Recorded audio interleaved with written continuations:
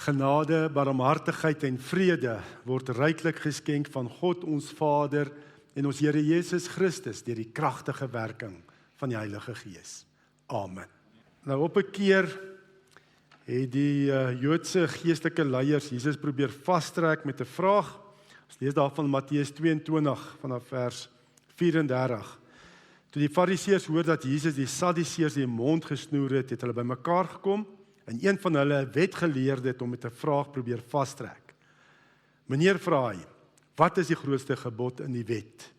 En Jesus antwoord hom, jy moet die Here jou God lief hê met jou hele hart en met jou hele siel en met jou hele verstand. Dis die grootste en die eerste gebod. En die tweede wat hiermee gelyk staan is, jy moet jou naaste lief hê soos jouself. En hierdie twee gebooie is die hele wet en die profete saamgevat. So as ons wil weet, wat se verhouding soek die Here met ons, nê? Dis net jy moet hard werk om sy goedkeuring te kry nie. Dis eintlik net om daai liefde wat hy eers vir jou wys in Jesus nie, aan hom terug te weerkaats, om terug te gee. En ook hy liefde wat hy vir jou wys in Christus nie. Want ons lees in Johannes, dat ons het God lief want hy het ons eerste lief gehad. Ons moet net vir hom terug, daai liefdesverhouding. En ook natuurlik moet ek daai liefde ook wys aan my naaste wat na God se beeld geskape is. En dis wat God, die ware God wat ons aanbid, net soek 'n liefdesverhouding, 'n vader-kind verhouding. En kom ons verklaar ons liefde dan ook met die volgende lied wat ons gaan sing. Dan verklaar ons liefde aan die Here en sê, Here, ek het U lief. Ek het net U lief. Maar nie liefde wat uit jouself moet werk nie. Dis omdat jy God se liefde in Christus eers ontvang en dan gee jy terug aan hom. Jy wys dit aan die mense om jou. Dis wat die Here van ons wag. Skriflesing kom uit Matteus 4. Matteus 4, ons gaan lees vers 1 tot 11. En ek lees dit die 1983 vertaling. En ons fokusvers is vers 5 tot 7, waar Satan kom met sy tweede leuen en versoeking. Matteus 4 vanaf vers 1. Toe is Jesus deur die Gees die woestyn ingelei om deur die duiwel versoek te word. 40 dae en 40 nagte het hy niks geëet nie en naderhand het hy honger geword. Die versoeker het toe gekom en vir hom gesê, as u die seun van God is, sê hierdie klippe moet brood word. Maar hy antwoord, daar staan geskrywe, 'n mens leef nie net van brood nie, maar elke woord wat uit die mond van God kom. Daarna neem die duiwel hom na die heilige stad toe en laat hom op die hoogste punt van die tempel staan en sê vir hom, as jy die seun van God is, spring af, daar staan mos geskrywe, hy sal sy engele oor jou opdrag gee en op hulle hande sal hulle jou dra, sodat jy nie jou voet teen 'n klip sal stamp nie. En Jesus sê vir hom, daar staan ook geskrywe, jy mag die Here jou God nie op die proef stel nie. Toe neem die duiwel hom na 'n baie hoë berg toe, wys hom al die koninkryke van die wêreld met hulle pragt en sê vir hom, dit alles sal ek vir u gee as jy neerval en my aanbid. Maar Jesus sê vir hom, gaan weg Satan, want daar staan geskrywe, die Here jou God moet jy aanbid en hom alleen dien. En daarna die duiwel hom met rus gelaat en daar het engele gekom en hom versorg. Ons fokus hier op vers 5 tot 7. Daarna neem die duiwel hom na die heilige stad toe en laat hom op die hoogste punt van die tempel staan en sê vir hom, as u die seun van God is, spring af. Daar staan mos geskrywe, hy sal sy engele oor jou opdrag gee en op hulle hande sal hulle jou dra, sodat jy nie jou voet teen 'n klip sal stamp nie. Maar Jesus sê vir hom, daar staan ook geskrywe, jy mag die Here jou God nie op die proef stel nie. Ja, ek is hier's nou 'n paar besoekers, familie en vriende hierso. Ons het die afgelope tyd so reeks gekyk na 'n reeks preke oor Satan se leuns, nê, waar hy mense wil vasbind. Ja, natuurlik die duiwel en sy bose magte gebruik die okkulte, maar ek dink baie selfs kerkmense word mislei. Nie soseer deur die okkulte nie, want jy kan sien dis verkeerd, net die okkulte, jy sommer agterkom, hierdie is duisternis. Maar jy word maklik mislei deur 'n leuen. Net so ietsie van die waarheid af. En daardeur versoek Satan jou en wil hy ons bind. Ons het gekyk hoe hy ook met sy leuns vir Eva Adam en Eva in die tuin van Eden met die sondeval mislei het, nê? En hoe die hele ganse mensdom in sonde geval het. Ons gekyk na Satan se gesprek met die Here in die hemel oor Job, nê? Die leuns wat hy daar gesaai het, probeer saai het. En ons het ook gekyk na die afgelope 2 Sondae, na hierdie versoekings waar Satan selfs Jesus wou mislei en versoek met leuns. En om hierdie te verstaan, hierdie versoekings, dan moet ons veral die sleutelwoord is seun van God, om hierdie versoekings te verstaan, waarmee Satan kom. Sy leuns waarmee hy Jesus probeer versoek het. Gaan veral oor seun van God, die identiteit van seun van God.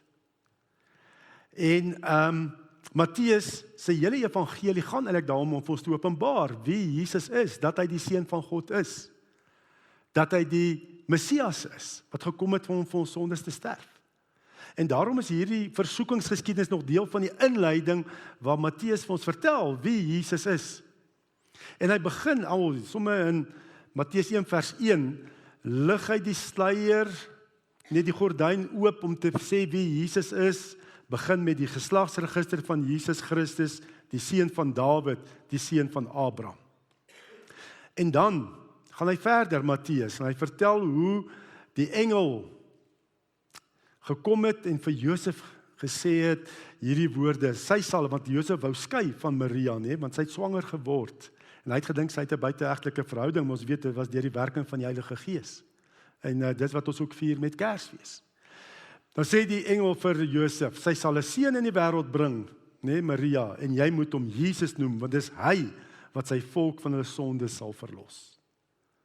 En dan weet ons ook, Jesus word gebore as baba na Herodes, die kindermoord. En dan maak Matteus ook Hosea 11 vers 1 van toepassing op Jesus, uit Egipte, want die engel sê vir Josef, hy moet vlug, moet vlug na Egipte toe, met Maria en die kind. En dit is Hosea 11 vers 1, wat dit ook geprofeteer het. Uit Egipte het ek my seun geroep. En dan, Jesus se doop. Dis die duidelikste openbaring van wie Jesus is. Waar Jesus gedoop word deur Johannes die Doper, die Heilige Gees kom in 'n duif, salf hom as die Messias. En die Vader sê direk stem uit die hemel, dit is my geliefde seun, oor hom verheug ek my. Seun van God, dis my geliefde seun. En daarna, Heilige Gees lei vir Jesus as die seun van God, as die gesalfde Messias, lei hom die woestyn in om versoek te word. En dan sien ons ook, hoekom Satan en hy versoek, twee uit die 3 kere, versoek hy Jesus oor sy identiteit. Hy rig sy versoekings veral op Jesus se identiteit. 2 keer sê hy, as u die seun van God is, sê hierdie klippe moet brood word. En dan sê hy ook weer, as u die seun van God is, vers 6, spring af. So hy versoek Jesus as die laaste Adam, die eerste Adam, dan die tuin van Eden, het geval vir Satan se versoekings, vir sy misleiding. Het geval in die hele menslike geslag in sonde laat val. Dat het geval, Adam en Eva, veral deur Eva en toe Adam ook. Geval vir sy leuns en versoekings. En nou kom hy en Jesus as die laaste Adam, die laaste verteenwoordiger van die menslike geslag, kom hy ook en hy versoek hom ook, met sy leuns, as hy die seun van God is. En Jesus wys elke keer uit hierdie, hoe hy reageer in hierdie 3 versoekings, wys hy identiteit. Jou identiteit hang nie af van wat jy kan doen nie, om klippe in brood te verander. Hier is nie al voorgeval nie. So jou waarde, jou identiteit is nie wat jy kan doen nie, jou vermoëns nie. Dis nie wat maak wie jy is nie. Jou identiteit, die tweede ding is ook, is nie wat die mense van jou sê nie. Want as Jesus daar afgespring, ek sal nou 'n bietjie meer uitbrei daaroor. Dan sou almal gedink, wow, Superman. En dan die derde versoeking, as die Here wil in die toekoms, dalk in volgende jaar, bietjie daar stil staan, jou identiteit is nie afhanklik wat jy besit nie, hoeveel jy het nie. Nou die tweede versoeking is jou identiteit, en Jesus wys jou identiteit hang nie af van wat mense van jou sê nie, wat mense sê nie.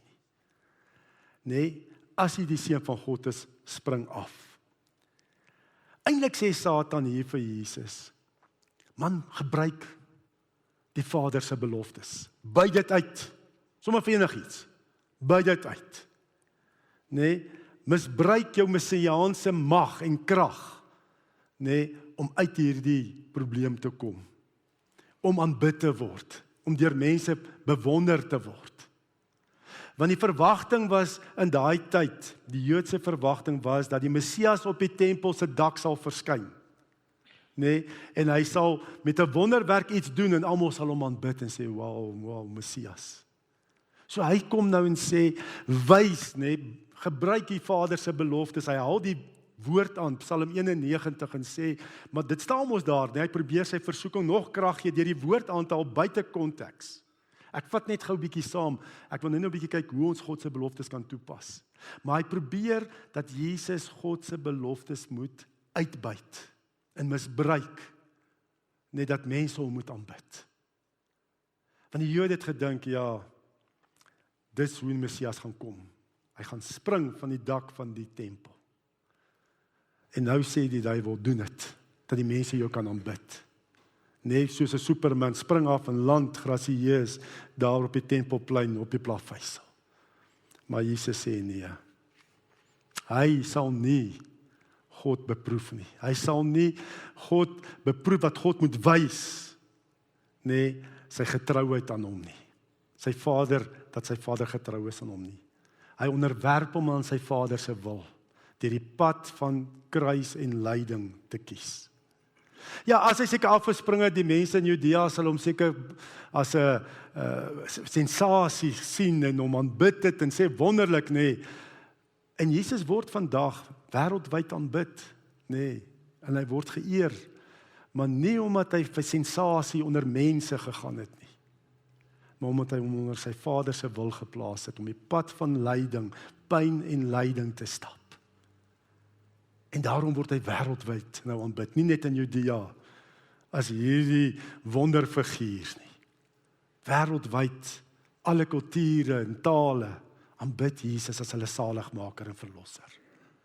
Want hy het hom verbind, hy het hom nie sy Vader se beloftes uitgebuit nie, dat die Vader gedwing word om te wys, maar dit is my seun nie. Hy doen dit nie. Hy stel hom onder die Vader se wil. So ek het ook dan laas Sondag het ons vinnig vir mekaar gesê, ons moet mooi dink voor ons sê, ek staan op die beloftes van God. Jesus hier vir ons 'n voorbeeld, nee? Ja, God se beloftes is waar vir ons, maar pas op om net te sê ek staan op die beloftes van God, nee? Jy kan dit ook verkeerd toepas. Jy kan 'n verkeerde verstaan hê van God se beloftes. Jy kan 'n verkeerde verstaan hê wat jou werklike behoeftes is. Nee, ek dink as ek alles moes gekry het wat ek al voor die Here voor gebid het, nee, sou my lewe heeltemal anders gelyk en my pad heeltemal anders gelyk het. Ek weet nie met wie ek getroud sou gewees het nie. Nee, ek is maar bly die Here het nie al my gebede beantwoord nie. Nee, en as ek so terugkyk in my lewe, sien die Here weet die beste. Want hy sien jou hele lewe. Hy sien nie net nou sy probleem nie, of nou sy aanvaarde mense moet my aanvaar, of sulke goed nie. Die Here sien die ewigheid.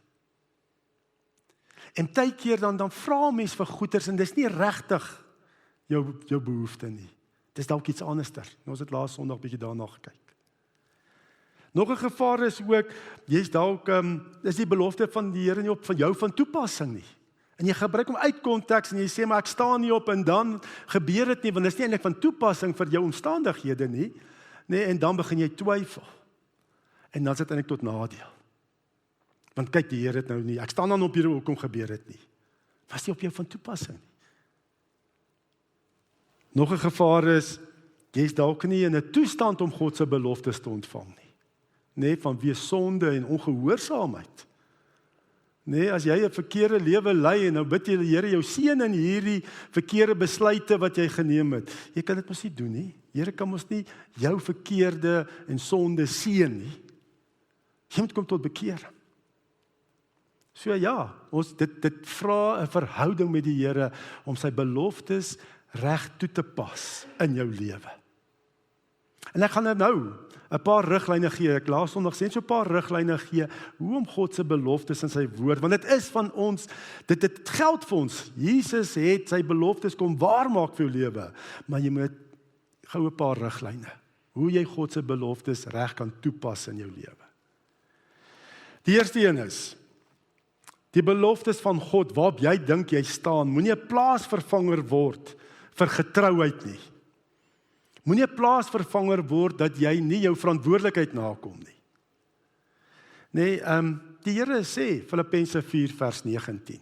Nee, en ons het dit al baie beleef. Ons het laas naweek beleef, ek beleef dit in my lewe. En my God sal in elke behoefte van julle ryklik voorsien volgens sy wonderbaarlike rykdom in Christus Jesus. Nee, dat God beloof, hy sal voorsien in jou behoeftes, nee. Maar nou kan jy dit nie sê, ek staan op hierdie belofte en nou doen jy niks nie. Want die Here sê, die wat werk sal eet. Nee, dit is, jy moet ander skrifgedeeltes ook na kyk. Nee, jy kan nie hierdie belofte gebruik en nie getrou wees in jou werk. Getrou wees aan die baas vir wie jy werk. Nee, alle autoriteits, gesagsfiguur is ook deur die Here gegee. Behalwe as hulle van jou iets vra wat teen God se wil is, dan moet jy aan God meer gehoorsaam wees.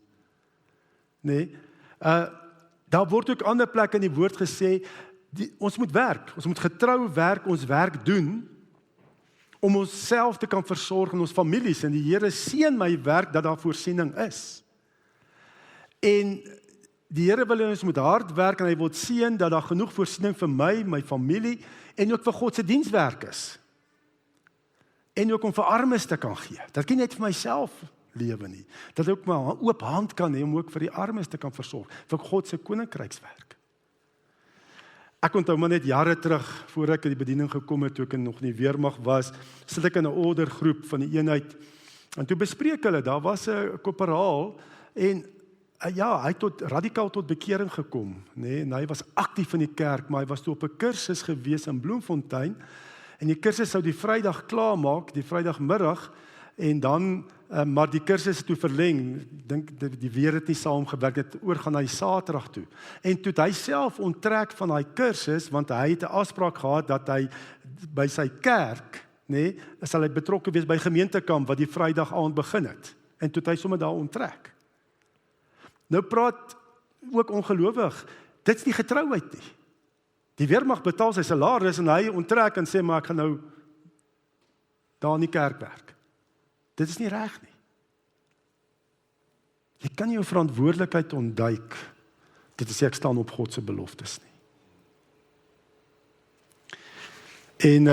En toe is dan ook natuurlik die getuienis wat uitgaan na die ongelowiges was nie goed geweest nie. Nee, die ander offisiere wat daar gesit het, wat dalk nie gelowiges was nie. So God se beloftes vat nie jou verantwoordelikheid weg nie. Dat ek net kan terugsit en sê die Here moet voorsien. Nog 'n riglyn is om God se beloftes toe te pas in jou lewe. Jou interpretasie van God se beloftes moet in ooreenstemming met die hele skrif wees. Nie net een belofte vat, maar God sê ander goede op ander plekke ook oor daai belofte. Soos byvoorbeeld Psalm 103 vers 12 staan daar, so ver as die ooste van die weste af is, so ver verwyder hy ons oortredinge van ons af. Nee, dis waar. Nee, God vergewe ons in Christus.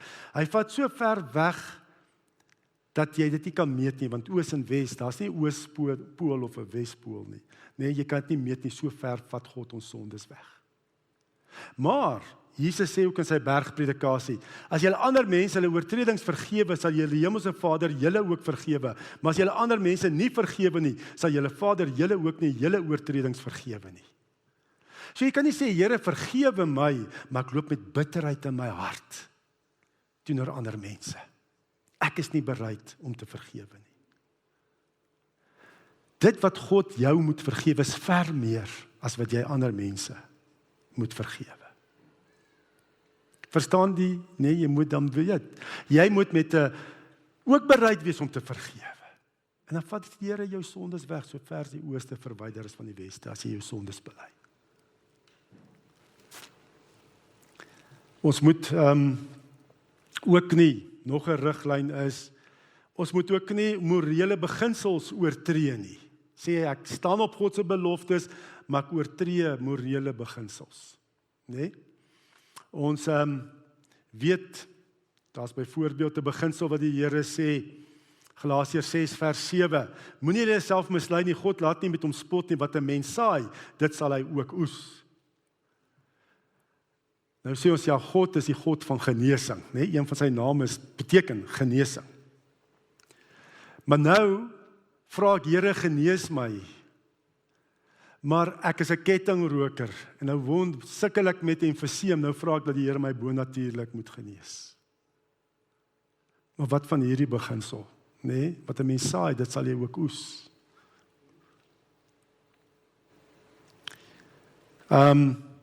Ja, die beginsel, jy kan nie of oorsaak en gevolg. Ja, die Here kan dit doen, maar dit is nie hoe hy werk gewoonlik nie. Wat 'n mens saai, sal hy ook oes. Ek sit dalk met 'n seksueel oordraagbare siekte, vanweë my losbandigheid. Nou sê ek, Here, genees my. Nou weet ek, daar is mense wat 'n vroeëre lewe gehad, toe kom hulle radikaal tot bekering, en dan genees die Here hulle. Dit kan gebeur. Maar terwyl ek besig is daarmee, kan ek nie vra, Here, kom, genees my. Nee, hier's ander beginsels wat ook werk. God laat nie met hom spot nie, wat 'n mens saai, dit sal hy ook oes. So kyk na my lewenstyl. Moenie God versoek en Here, wys nou hoe groot U is om my te genees nie, maar ek leef hierdie lewenstyl wat my liggaam aftakel. Dit kan ook nie werk, dan versoek jy God. Wat Jesus sê, ek sal nie God versoek nie. En dan, nog 'n verdere riglyn is, soek eerstens vir God en nie sy beloftes nie. Soek eerstens vir God self. Daai liefdesverhouding met God deur Christus.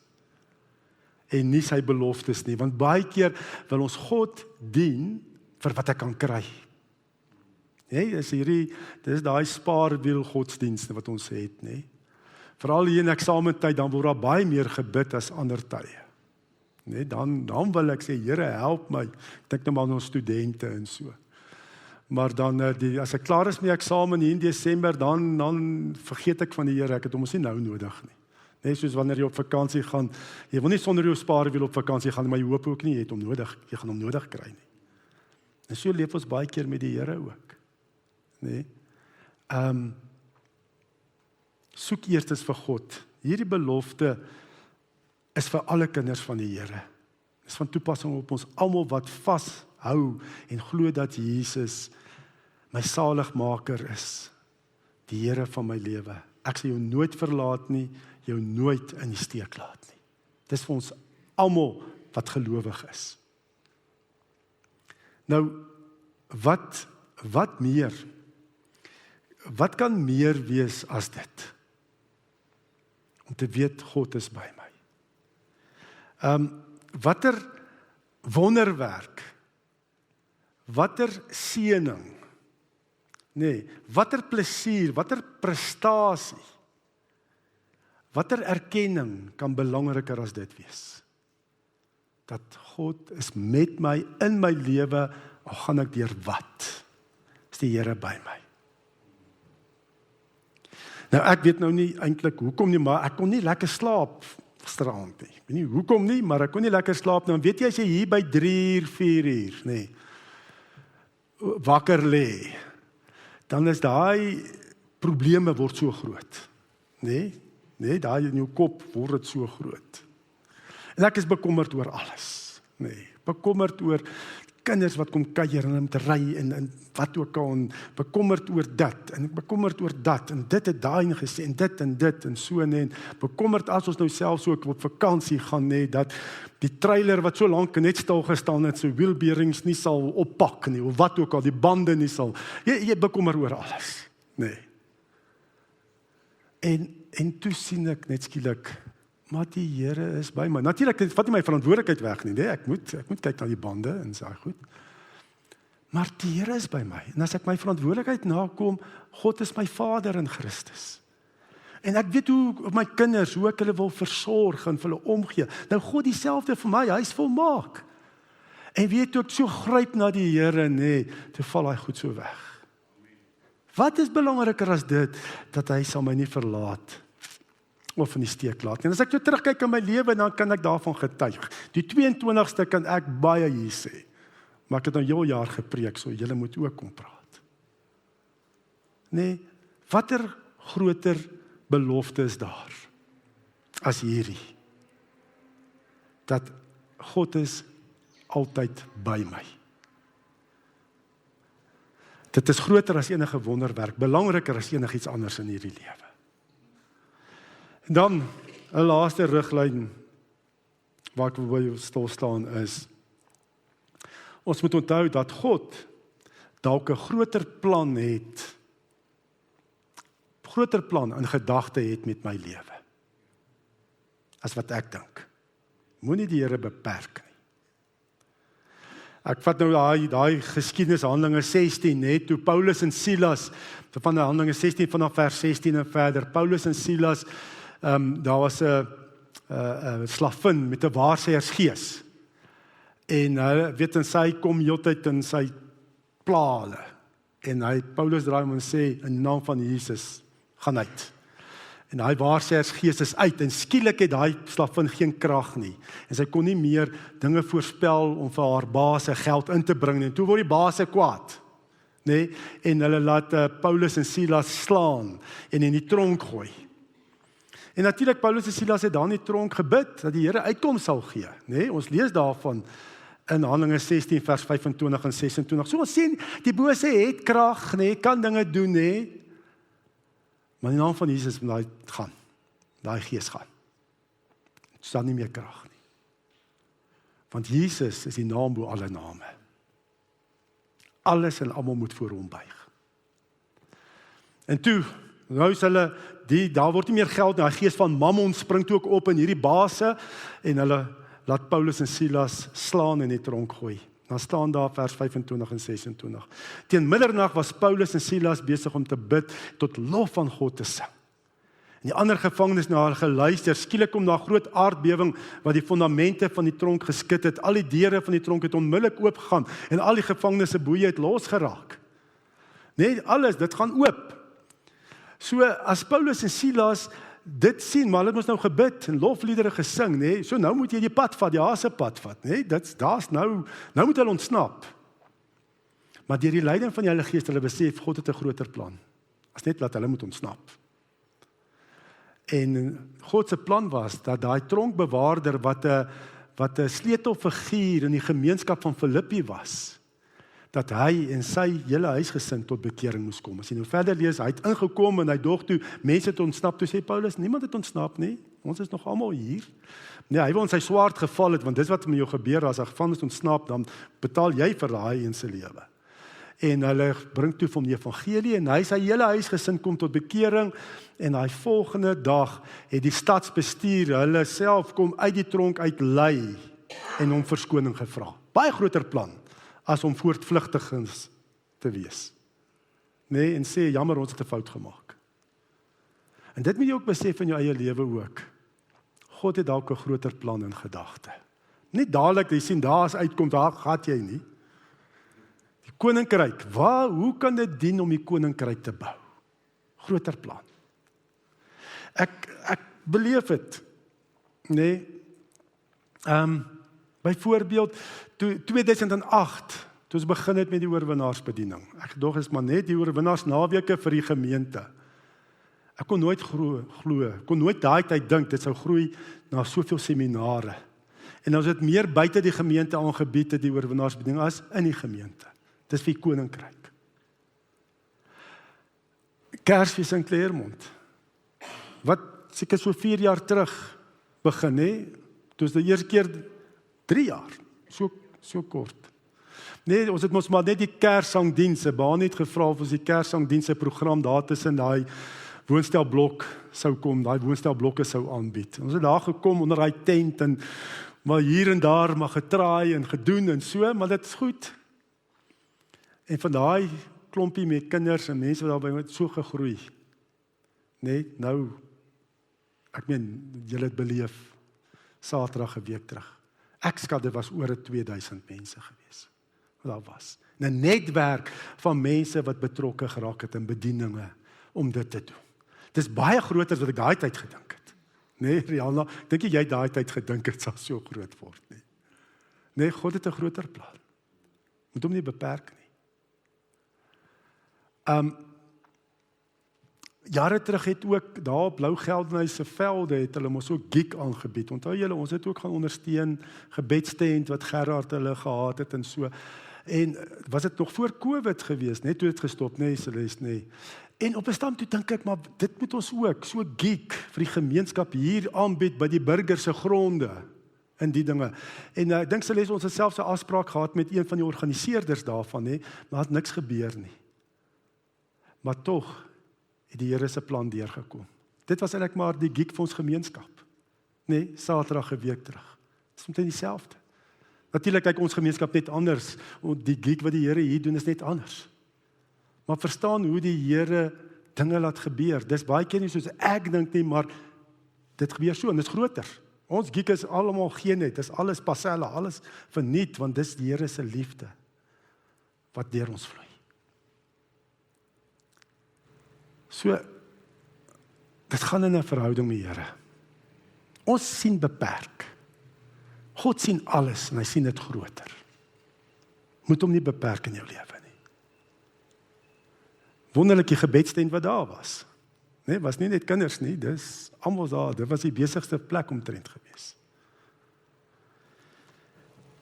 En dan vir die wat nou vandag hulle geloof bely en gedoop word. En Lala, Sydney en Alicia en dan ook Olivia. Met die doop beloof God ook. Hy sluit 'n verbond met julle en hy gee die volgende beloftes. As jy in die naam van die Vader gedoop word, beteken dit, nee, en dis vir Olivia ook. Voordat sy kan kies God vir haar. Verbind hy hom aan haar met die doop. En God die Vader kom en gee vir julle, nee, vir Olivia, Lala en Sydney, gee vir julle die belofte, as jy gedoop word in naam van die Vader, beteken God sê, ek is jou Vader. Ek is jou Papa wat vir jou sal sorg. Ek het jou geskape en ek sal sorg vir jou. Nee, vertrou my. Ek sal vir Olivia sorg. Nee. Natuurlik moet sy net wanneer sy tot haar verstand kom, sê ja, Here, ek aanvaar u beloftes. Maar God sê, is my kind. Ek verbind my aan haar, sy moet ook net ja sê. En julle sê vanoggend ook al klaar ja. So God sê, hy sal julle Vader, hy sal vir julle sorg. Jesus sê, ek het vir jou sondes gesterf. Nee, Romeine 8 vers 1, daar's geen veroordeling vir die wat in Christus is nie. Jy hoef nie meer terug te kyk in jou verlede en dink, dit het alles gebeur, ek het dit verkeerd gedoen. Jesus sê, ek het betaal. Vir jou sondes gesterf, jy het 'n nuwe lewe in my. En die Heilige Gees sê, ek kom woon in jou. Net dis die belofte wat hy gee. Ek kom woon in jou, en dit wat Jesus vir jou bereik het aan die kruis, ek maak dit jou eie. Dis joune. En dis wat jy dan ook, Alicia, gaan sê, ja Here, ek glo daai beloftes. Ek aanvaar dit, julle twee ook. Nee, Lala sit nie. En julle, Reino en Alicia gaan sê, julle gaan dan ook vir Olivia vertel hiervan, van hierdie verbond met God, Vader, Seun en Heilige Gees. Dat sy kan ook eendag sê, ja, soos wat julle almal ja gaan sê vandag. Maar dis die belofte wat die Here gee. Ek is by jou, ek is jou Vader, ek sorg vir jou. Jesus het betaal vir jou sondes, jy hoef nie te werk om my kind te word nie, jy is my kind in Jesus, en Heilige Gees gaan vir jou lei, en vir jou bemagtig, en jou gebruik in God se koninkryk. Amen. Ontvang die seën van die Here, die genade van ons Here Jesus Christus, en die liefde van God die Vader, en die gemeenskap van die Heilige Gees, sal by ons elkeen wees en bly. Amen.